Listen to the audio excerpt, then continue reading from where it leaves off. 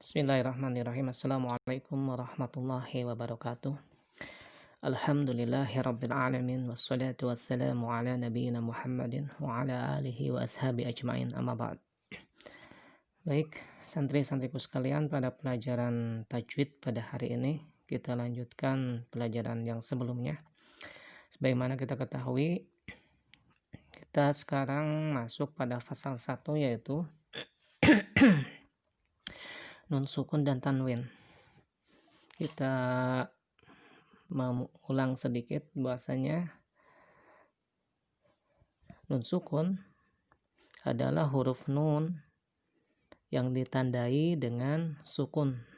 Dapat kita lihat bentuk sukun yang dilingkari warna merah, itulah bentuk daripada sukun.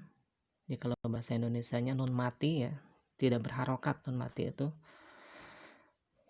Kemudian disebutkan di sini nun sukun dalam rangkaian adalah seperti ini, bisa kita lihat dalam rangkaian suatu kata, nun di awal, nun di tengah, kemudian nun di akhir. Ya, tandanya sukun. Ya, bisa jadi nun tersebut yang bertanda sukun tersebut berada di awal kata, atau di tengah kata, atau di akhir kata. Kemudian kita lihat ada juga yang namanya tanwin. Nah, tanwin ini adalah suara nun sukun. Ya, suaranya sama dengan nun sukun. Bukan berarti tanwin itu nun sukun, tapi bunyi suaranya nun sukun. Seperti kalau kita mengatakan Muhammadan, Muhammadun, Muhammadin, dan dindun, maka dan ini huruf akhirnya adalah nun disukunkan. Jadi suaranya sama dengan suara nun apabila disukunkan. Dan nun sukunkan, din kasroh, kemudian bertemu dengan nun yang disukunkan, dun sama. Jadi tanwin itu disamakan dalam suara nun sukun, bukan berarti tanwin itu sama dengan nun sukunnya, tapi suaranya sama dengan nun sukun. Maka seperti kemarin, bahwasanya tanwin merupakan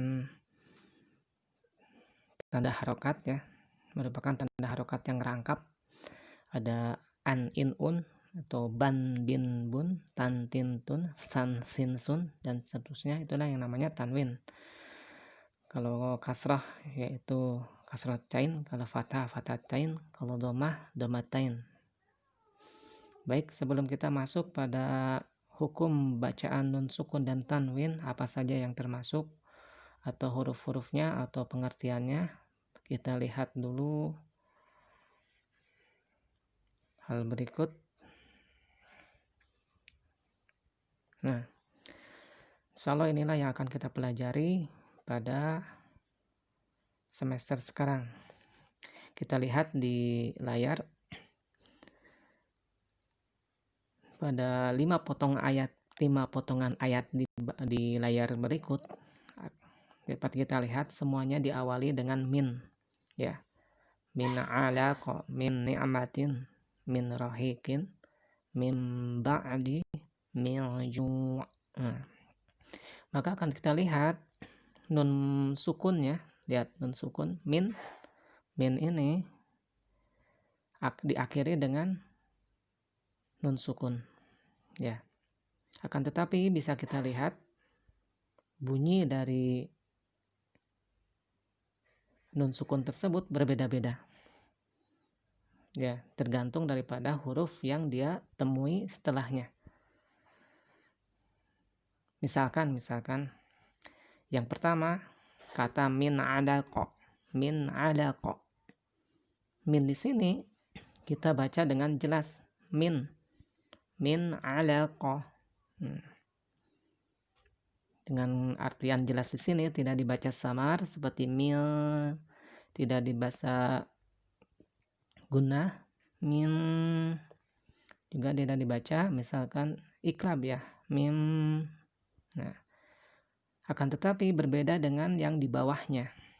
Kalau di atas tadi dibaca min alaqah, nun sukunnya jelas. Dalam bahasa Arab itu izhar ya, jelas izhar.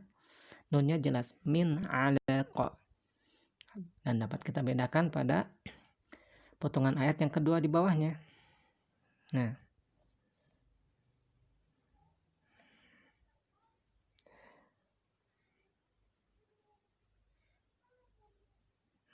min ni'mah, min ni'matin, min. Nah, kalau pada potongan ayat kedua, si nun ini, nun sukun yang ada pada kata min bertemu dengan huruf nun lagi, maka tidak bisa dikatakan atau dibaca dengan seperti halnya nun yang di atas. Tapi kalau nun sukun bertemu dengan nun lagi, maka harus dibaca dengan secara idgham bigunnah. Idgham bigunnah itu digabungkan nun pertama dengan nun yang setelahnya, nun pertama dan nun yang kedua, kemudian digunnahkan, didengungkan. Jadi dengung itu ketika kita bertemu nun, contohnya dengan nun lagi, digunakan itu didengungkan, ditahan di pangkal hidung, seperti min ni'matin, min ni'matin, min ni'matin, ya. Berbeda sama yang di atas tadi, dibacanya min alaqa, min alaqa. Akan tetapi yang kedua ada dengungnya, min ni'matin. Nah, dibacanya dengan dua harokat lebih, ditahan di pangkal hidung, min ni'matin, ya. Itu perbedaan yang kedua. Kemudian ada juga perbedaan yang ketiga. Kita lihat potongan ayat yang ketiga, min, nun sukunnya ketemu sama huruf ro. Nah, bagaimana cara membacanya?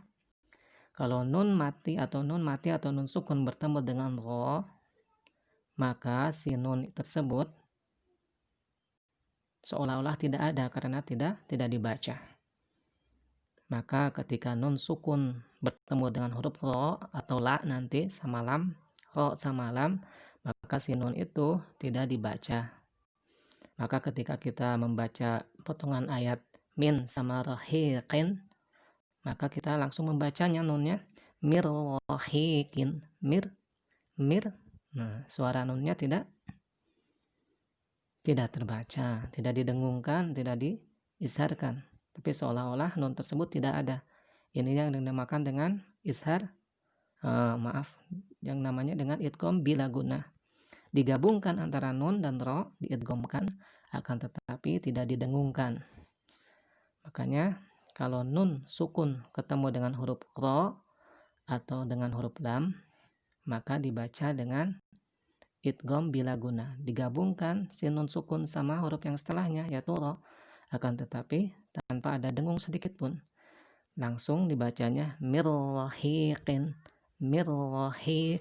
bukan min rahiqin atau min rahiqin, enggak ya.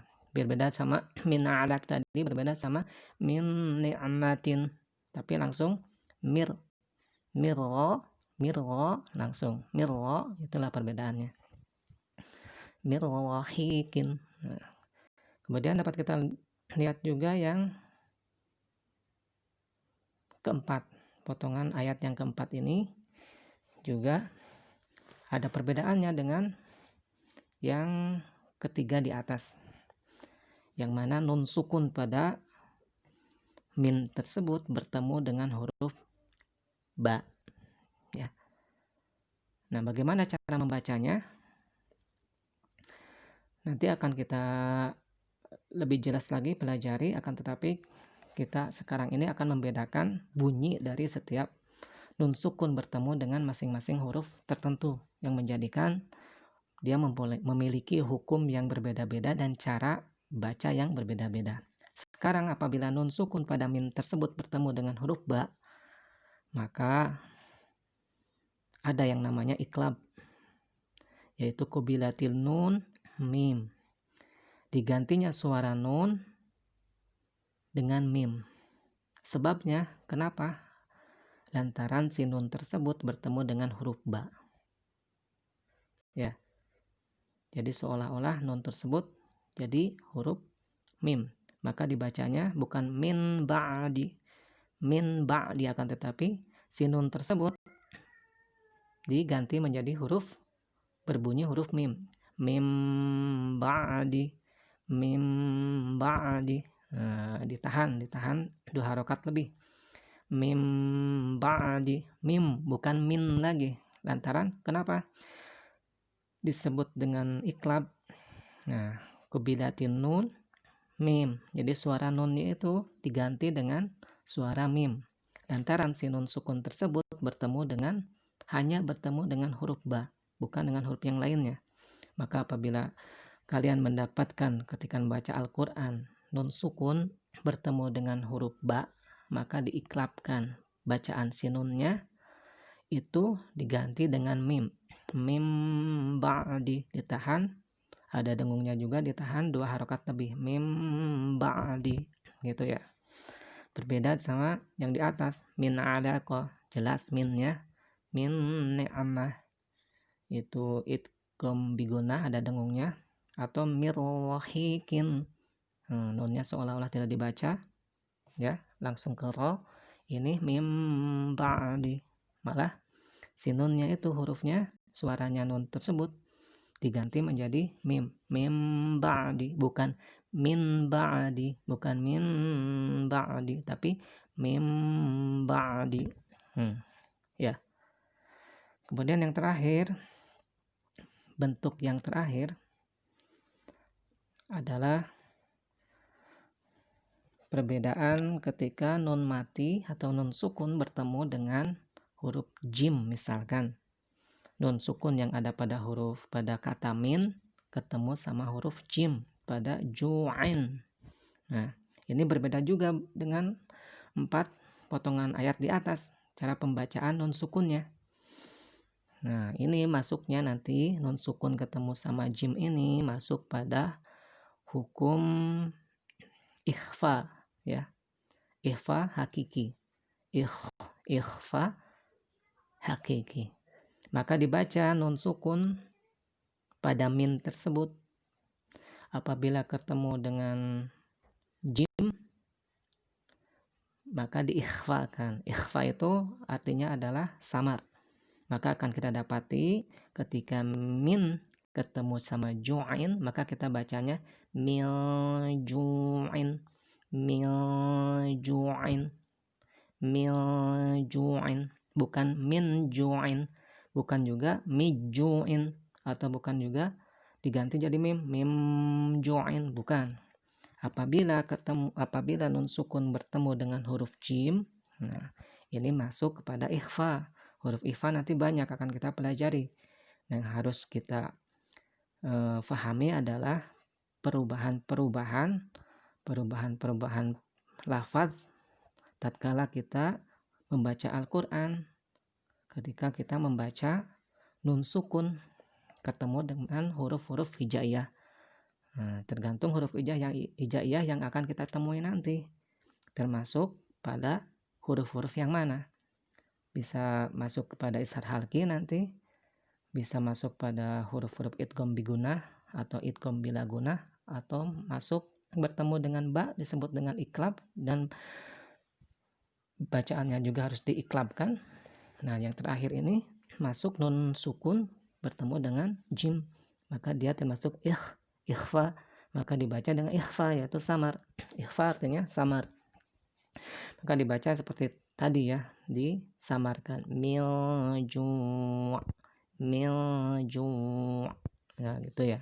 Nah, dari sini mudah-mudahan bisa kalian pahami ya perbedaan cara melafazkan nun sukun, bukan hanya pada min ya, kata min saja, nun sukun yang ada pada semua kata.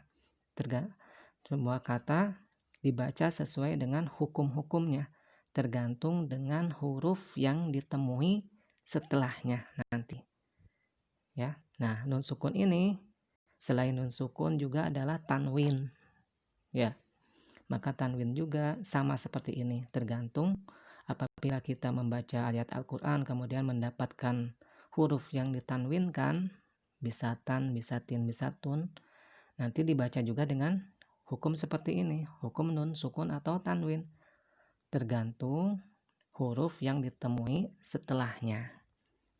Bisa dijelaskan, misalkan huruf nunnya seperti yang pertama ini, min alaq, kemudian bisa diidghamkan dan digunakan, digabung, kemudian idgham biguna, digabung kemudian digunakan, min ni'mah, didengungkan, gunah itu adalah dengung, ditahan di pangkal hidung, min ni'mah. Atau sama sekali nunnya tidak dibaca, bila gunnah, nggak ada dengung sekali, langsung mirwahiqin ya. Atau misalkan si nun tersebut malah bunyinya bukan nun lagi, bunyinya adalah mim, seperti mim ba'di. Nah, ya. Atau seperti yang terakhir, potongan ayat yang terakhir, malah si nunnya disamarkan, milju', ya. Nah, inilah mudah-mudahan sebelum kita masuk pada bab per babnya, fasal per fasalnya, alangkah baiknya mudah-mudahan kalian santri-santri sekalian memahami perbedaan melafazkan, perbedaan membaca nun sukun atau tanwin bertemu dengan huruf hijaiyah. Ya, kita contohnya misalkan kita masuk pada